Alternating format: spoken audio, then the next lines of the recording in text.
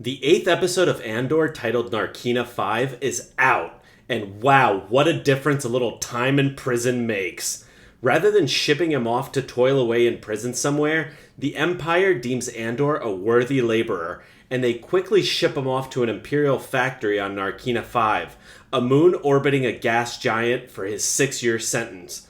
But how is this episode different from the others? If you're new to the channel, make sure to hit that subscribe button and hit that notification bell so you never miss out on all new reviews I put out weekly here at Off the Cover. And without further ado, on to the video. The 8th episode of Andor rushes straight into the chaos of the prison transfer, forcing the audience to feel off-kilter, as Cassian does when he's pushed through the hallways and shackled on a craft on his way to an unknown location. The upheaval and horror of it all transform Cassian into a shell of the man he has been up until this point. This version of him is a far cry from the devil-may-care attitude he exhibited in the first episode, or even the unscrupulous hustler on Ferrix. This is a Cassian Andor who has come completely unmoored from his reality. He can no longer hide in the shadows from the reality of his own situation, and the irony of it all is that he's been sentenced for crimes he didn't even commit, even though he committed crimes that would have warranted worse than the sentence he was given. The entire facility Andor is put in is designed to keep the prison laborers from interacting with each other by breeding contempt between them.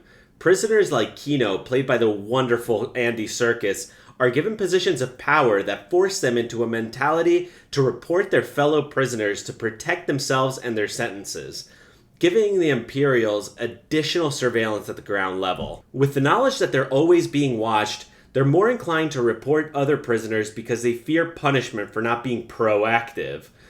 The facility is also designed to make prisoners compete against each other like rats in a maze. They're forced to attain the highest levels of productivity within the room they're assigned to for meager rewards. If they fail, they're punished with electrocution, conditioning them to see everyone else in the factory as competition, unworthy of working together towards anything other than creating products for the Empire. And I've got an ominous feeling that what they're building is parts for the Death Star. Elsewhere in the galaxy, the growing rebellion is Dedra's main concern as she settles into her new role overseeing the investigation of the rebellion. However, Cyril is making her job more difficult by repeatedly requesting information about Cassian Andor.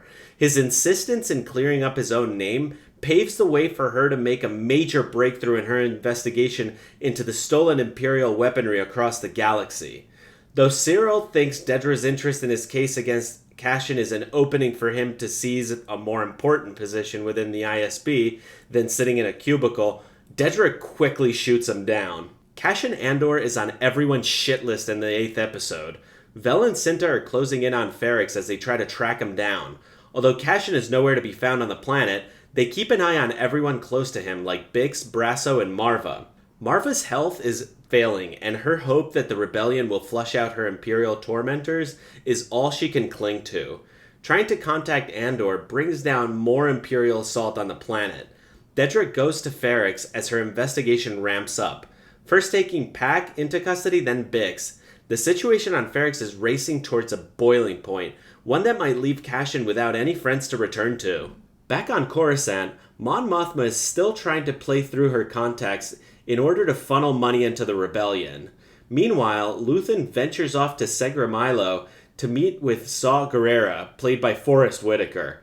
In exchange for supplies, Luthen tries to coerce Saw to make a deal with Centrists and Separatists, which is the last thing Saw wants to do. The two have an intense exchange of words about where they see themselves within the movement and where they see the rebellion headed. Saw looks toward anarchy, while Luthen sees himself as a coward, just trying to ensure his worst fears don't come to pass. Overall, Andor continues to be a rare delight within the Star Wars universe. While I thought this episode would see Cassian's escape, this episode shows the realities of prison life, even in a galaxy far, far away. The direction also delivers on the discomfort of prison life, keeping the focus on showing the ways those inside the prison were only tools themselves in the Empire's machinations, just bodies to be used without a thought for the individual. The brutal truth reaches a crescendo at the end of the episode when one of the prisoners commits suicide and is viewed by the others as an inconvenience. While this episode was very much unlike the rest of the series, it does provide valuable insight and expands upon the viewer's understanding of the Empire's reach and violence.